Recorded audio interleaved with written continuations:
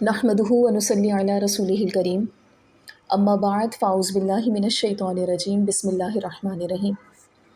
अल्लाह ताला ने इंसान को दुनिया में भेजा है तो उसको शर्फ़ भी अता किया है इल्म के ज़रिए, और तमाम मखलूक पे अल्लाह ताला ने इल्म की बदौलत इंसान को फ़जीलत अता फ़रमाई।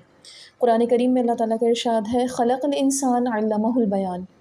हमने इंसान को पैदा किया और उसको बयान की ताकत दी, क़ुव्वत गोयाई अता की, और हमने उसे कुरान सिखाया।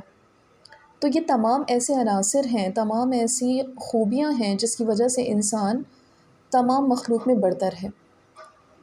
समझ में ये बात आने की है कि इंसान की ज़िंदगी में असल मकसद जो है वो तालीम ही है, जो उसे और चीज़ों से मुमताज़ करती है, अशरफुल मखलूक़ात बनाती है। और तालीम का अमल ये बचपन से ही शुरू हो जाता है।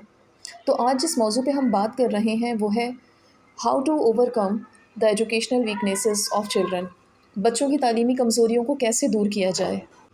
बतौर मुंतज़िम इदारा, बतौर वालिदैन और असातिज़ा, सभी का ये हदफ़ होता है कि बच्चा उम्दा तालीम व तरबियत में माहिर हो। और अगर कोई ऐसा बच्चा है जो लिखने पढ़ने में कमज़ोर है और बेहतर कारकर्दगी का मुज़ाहिरा नहीं कर रहा, या सीखने के अमल में उसे दुश्वारी है, तो उसका इलाज ये नहीं कि उसे डांट डपट या सज़ा दी जाए, बल्कि हमें उसकी वजह तलाश करनी है कि बच्चे तालीमी कमज़ोरी का किस वजह से शिकार हैं। आया वो सीखने के अमल में दिक्कत महसूस करते हैं, या कौन सी ऐसी चीज़ है जो उनके सीखने के अमल में रुकावट है।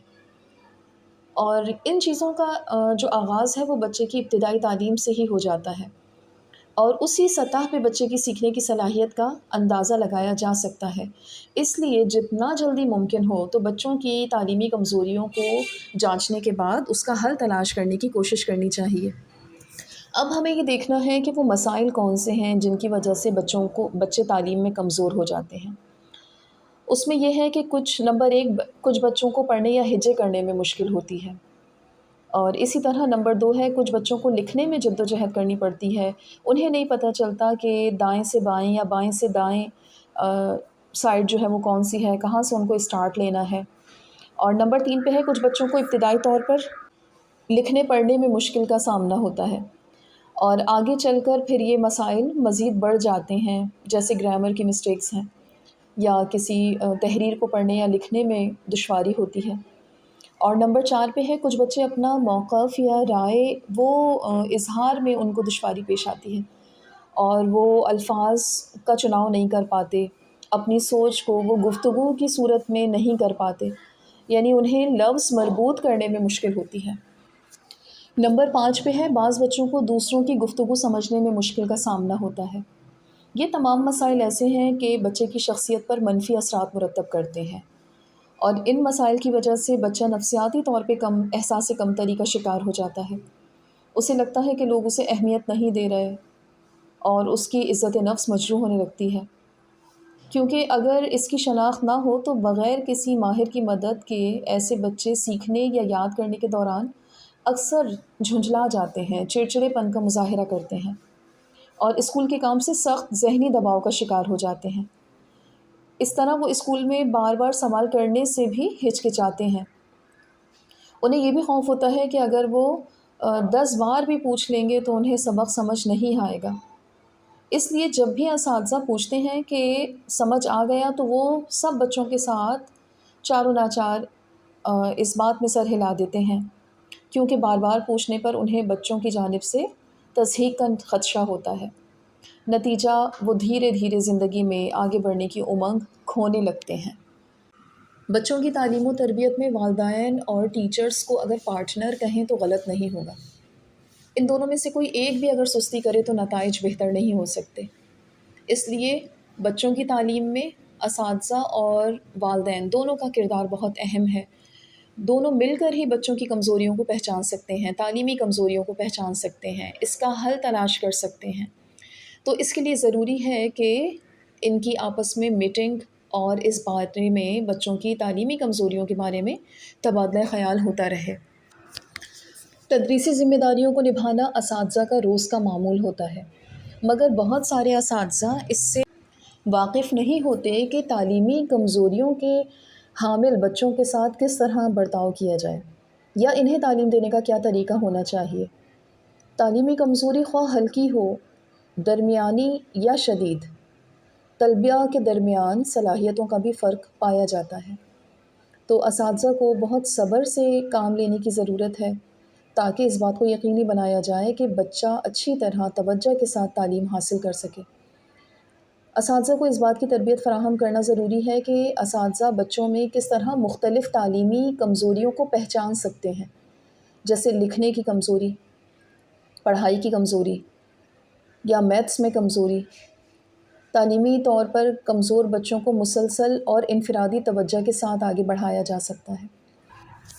1963 میں نیو یارک میں بچوں کے والدین کا ایک اجلاس ہوا جس میں آموزشی دشواریاں کی اصطلاح سامنے آئی، جس کا تعلق ان بچوں سے تھا جن کی ذہنی استعداد تھی تو عام بچوں کی طرح، مگر ان کو اپنا سبق یاد کرنے میں عارضی یا معمولی دشواری محسوس ہوتی تھی۔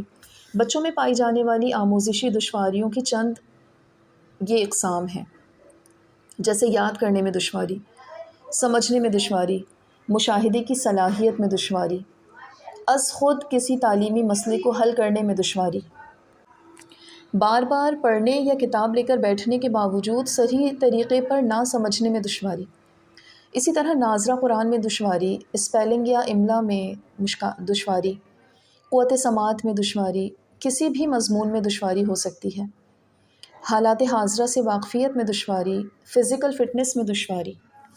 اب اگر یہ علامتیں بظاہر ایک صحت مند اور نارمل بچے میں پائی جائیں تو ایسے بچوں کے والدین اور اساتذہ کو چاہیے کہ ان بچوں کے ساتھ اپنے رویے میں مندرجہ ذیل احتیاط برتیں۔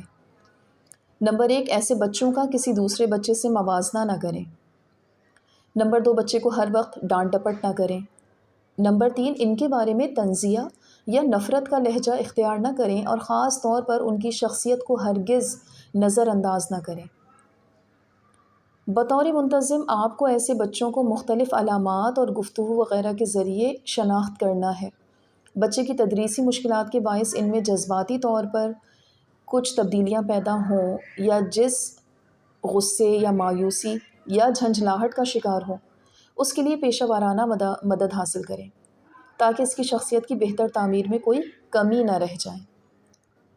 آپ کی تھوڑی سی توجہ یا بروقت شناخت اور ماہرین کے لائحہ عمل کے نفاذ سے ایسے طلباء طالبات کامیاب زندگی گزار سکتے ہیں۔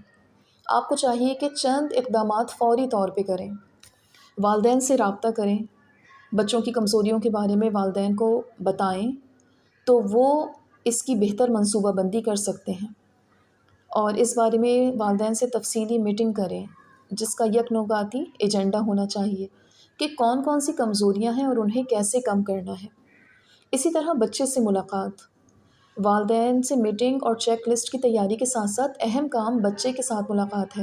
بچے کی قابلیت اور کمزوریوں کو جانچنے کے بعد اسے یہ احساس مت دلائیں کہ وہ کسی مضمون میں کمزور ہے، بلکہ اسے یہ بتائیں کہ فلاں مضمون کی افادیت کے پیش نظر اسے اس مضمون میں زیادہ محنت کرنے کی ضرورت ہے، اسے ہدف بنا کر دیں۔